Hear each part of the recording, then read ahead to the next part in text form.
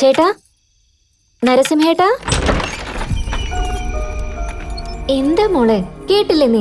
നരസിംഹേട്ടൻ എവിടെ?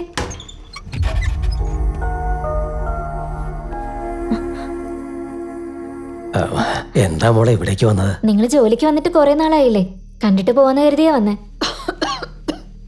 ചേച്ചിക്ക് എന്തു പറ്റി? അവിടെ തന്നെ കിടക്കുവാണല്ലോ. അവക്ക് തീരെ സുഖമില്ല. ഓ, അപ്പൊ ഹോസ്പിറ്റലിലേക്ക് കൊണ്ടുപോയില്ലേ? കഷായം കൊടുത്തായിരുന്നു. രാത്രി നോക്കിയിട്ട് വേണമെങ്കിൽ രാവിലെ കൊണ്ടുപോകാന്ന് കരുതി. എന്താ മോളെ, എന്തെങ്കിലും കഴിച്ചായിരുന്നോ? എന്താ കഴിച്ച്? എന്തിനാ എന്നെ നോക്കുന്നേ? പറഞ്ഞോ മോളെ. രസം, സാമ്പാറ്, തൈര് സാധം ഒക്കെ കഴിച്ചെന്നങ്ങ് പറ. എന്താ എന്താ നീ ഒന്നും മിണ്ടാത്തെ? ഞങ്ങളത് കഴിക്കുന്നു വിചാരിച്ചിട്ടാ. ശരി, എന്നാ ഞങ്ങൾ പോയിട്ട് വരാട്ടാ. 2 ദിവസമായിട്ടൊന്നും കഴിച്ചിട്ടില്ല ചേച്ചി. എനിക്ക് നന്നായി വിശക്കുന്നുണ്ട്.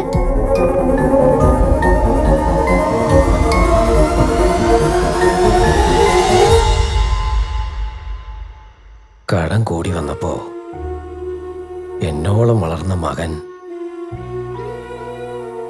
സിറ്റിയിലേക്ക് മാറിപ്പോയി.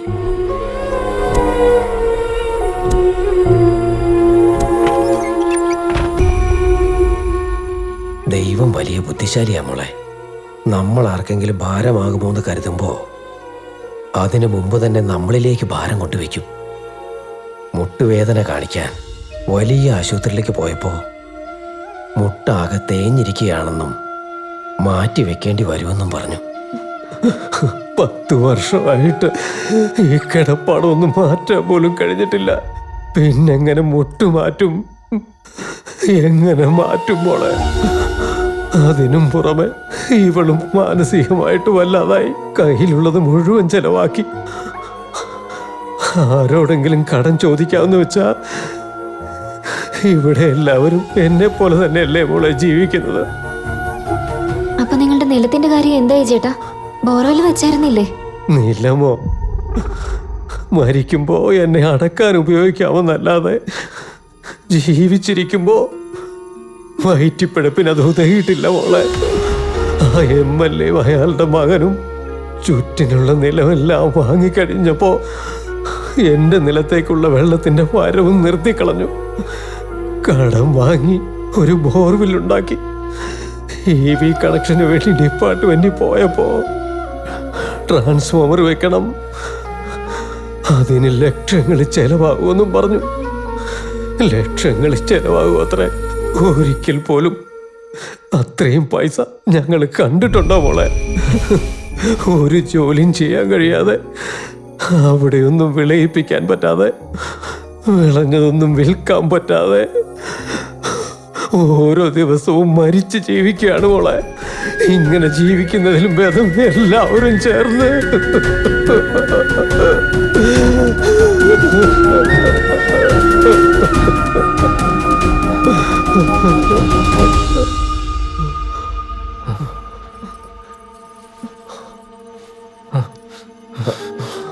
ഇത് ഹോസ്പിറ്റലിൽ കൊണ്ടുപോകാനാ മുത്തച്ഛ. ആദ്യം നിങ്ങൾ എന്തെങ്കിലും കഴിക്കേ. വേണ്ട മോനെ, ഇത് നീ കഷ്ടപ്പെട്ട പൈസയാ. ഇത് ഞാൻ വാങ്ങില്ല. സാരമില്ല, അത് വെച്ചോ. എന്നെ നിങ്ങളുടെ പേരക്കുട്ടിയായിട്ട് കണ്ടോളൂ. ഈ കാരണം കൊണ്ട് ആരും വിശന്നിരിക്കാൻ പാടില്ല. മോനെ,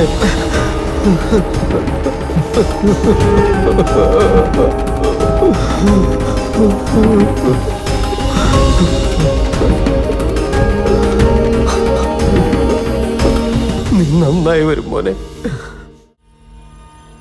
കിട്ടിയ ശമ്പളം മുഴുവൻ നീ കൊടുത്തല്ലോ. നിന്നെ പറ്റി നീ ആലോചിച്ചില്ലേ? നമ്മൾ ചെല്ലാൻ ഒരു നിമിഷം വൈകിയിരുന്നെങ്കിൽ ആ വീട്ടിൽ എന്ത് നടക്കുമെന്ന് ആലോചിക്കുമ്പോൾ തന്നെ ഭയം തോന്നുന്നു. പാവ ചേട്ടന്റെ നിലത്ത് കറണ്ട് വന്ന് വെള്ളം വന്നിരുന്നെങ്കിൽ ഈ പ്രശ്നങ്ങളൊന്നും ഉണ്ടാവില്ലായിരുന്നു. ഇവിടെ ഓരോ വീട്ടിലും ഓരോ പ്രശ്നങ്ങളും.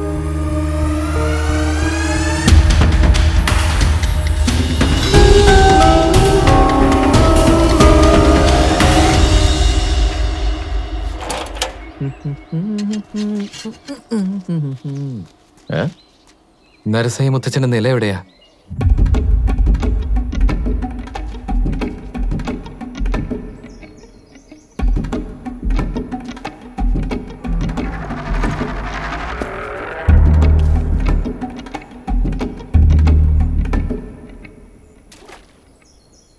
മുകളിൽ വെള്ളമുണ്ട്. നരസായി മുത്തച്ഛന് വെള്ളം കിട്ടണമെങ്കിൽ ഇതിനകത്തുള്ള വെള്ളം പുറത്തു വരണം. അതാണോ? അത്രേ ഉള്ളന്നോ? ഏയ്, ഇത് 100 അടിയോളം ഉണ്ട്. അതിനാ പഠിക്കണമെന്ന് പറയുന്നേ. കുട്ടിക്കാലത്ത് സ്കൂളിൽ പഠിച്ച ഒരു കഥയുണ്ട്, കാക്കക്കഥ. ആ കഥയില് കുടത്തിലെ വെള്ളം മുകളിലേക്ക് വരാനായിട്ട് ഇതുപോലുള്ള കല്ലുകൾ പറക്കി അതിലേക്ക് ഇട്ടു. ദേ കല്ല് റെഡി. എന്തുപറ്റി? എനിക്കിങ്ങനത്തെ കഥയും തമാശയൊന്നും ഇഷ്ടമല്ല, അലർജിയാ. എനിക്കൊരു ഹെൽപ്പ് ചെയ്യാവോ? എന്നെ കാക്കയൊക്കെ നോക്കാണോ? നിങ്ങൾ അനുഭവമുള്ളവനാ. അനുഭവമുള്ളവനെന്ന് പറയുമ്പോ എന്തെങ്കിലും സ്പെഷ്യാലിറ്റി കാണുമല്ലോ. വല്ല പുലിയോ സിംഹമാക്കാനായിരിക്കും. ഓക്കേ.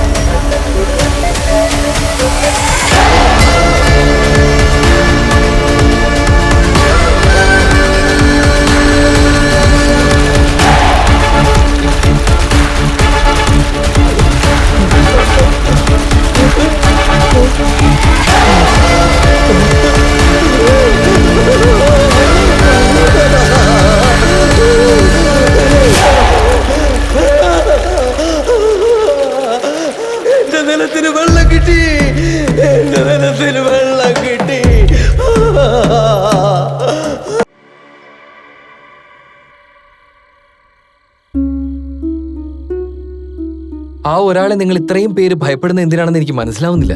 ശരി, അവനില്ലെങ്കിലും അവന് മേലധികാരിയായിട്ട് ആരെങ്കിലും ഉണ്ടാവില്ലേ? അവൻ ഒരുത്തനല്ല മോനെ, 10 തലയുള്ള രാവണനാവൻ. അവന്റെ അച്ഛൻ MLA, ആ MLAയുടെ മാമൻ മന്ത്രി, ആ മന്ത്രിയുടെ സ്വന്തക്കാരൻ മുഖ്യമന്ത്രി. പിന്നെ എങ്ങനെ ഇവരെല്ലാം ശത്രുപക്ഷത്ത് നിൽക്കുമ്പോ ഞങ്ങള് പറയുന്നത് ആര് കേൾക്കാനാ മോനെ? ഞങ്ങളുടെ കഷ്ടപ്പാട് തീർക്കാൻ ഞങ്ങൾക്ക് വേണ്ടി ആരെങ്കിലും ഒരുത്തൻ വരില്ലേന്നോർത്ത്, ഞങ്ങൾക്ക് നല്ല കാലം വരില്ലേന്നോർത്ത് ഇവിടെ എല്ലാവരും കാത്തിരിക്കുകയാണ് മോനെ.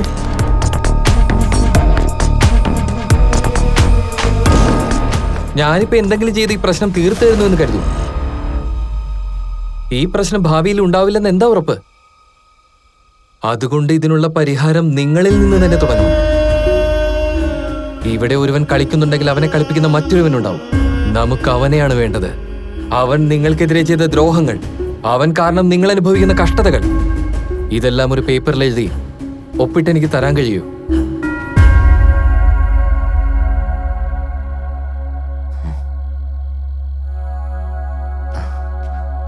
എനിക്ക് അവന്റെ വീട്ടിലെ വേലക്കാരോട് എതിർത്ത് സംസാരിച്ചതിന് ഇദ്ദേഹത്തിന് നാവ് വെട്ടിക്കളഞ്ഞു.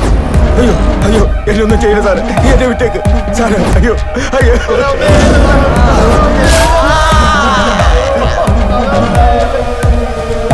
ഇങ്ങനെയുള്ളപ്പോ അവനെതിരെ കംപ്ലൈന്റ് കൊടുക്കാനോ? അത്രയും ധൈര്യോടെ ആർക്കും ഇല്ല. ഭയം, മൗനം. നിങ്ങൾക്കൊരു കാര്യം അറിയാം, ഭീഷ്മർ അദ്ദേഹത്തിന്റെ ജീവിതത്തിൽ ചെയ്ത ഒരേ ഒരു തെറ്റ് കോപം കാണിക്കേണ്ടയിടത്ത് മൗനമായിരുന്നു, ദ്രൗപദിയുടെ വസ്ത്രാക്ഷേപ സമയത്ത്. എന്നാൽ ജഡായു തന്റെ ജീവിതത്തിൽ ചെയ്ത നല്ല കാര്യം എന്തെന്നാൽ ശരിയായ സമയത്ത് എതിർത്തു നിന്നു. രാവണൻ സീതയെ തട്ടിക്കൊണ്ടുപോയപ്പോൾ സമയമായപ്പോൾ അവർ രണ്ടുപേരും മരിച്ചു. എന്നാൽ ഭീഷ്മരുടെ മരണം ക്രൂരവും അതിഭീകരവുമായി നടന്നപ്പോൾ ജഡായുവിന് കിട്ടിയതോ ശ്രീരാമന്റെ സാന്നിധ്യം. എല്ലാ സമയത്തും മൗനം നല്ലതല്ല. കെട്ടിയിട്ട് തല്ലിയാൽ പൂച്ച പോലും പ്രതികരിക്കും.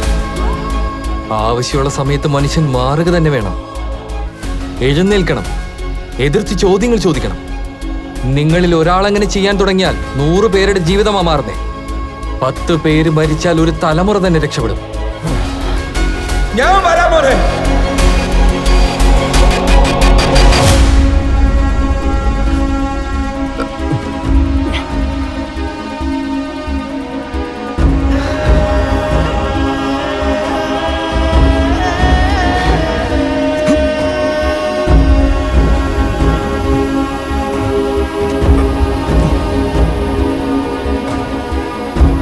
വരട്ടെ മോനെ. ഞങ്ങളുണ്ട്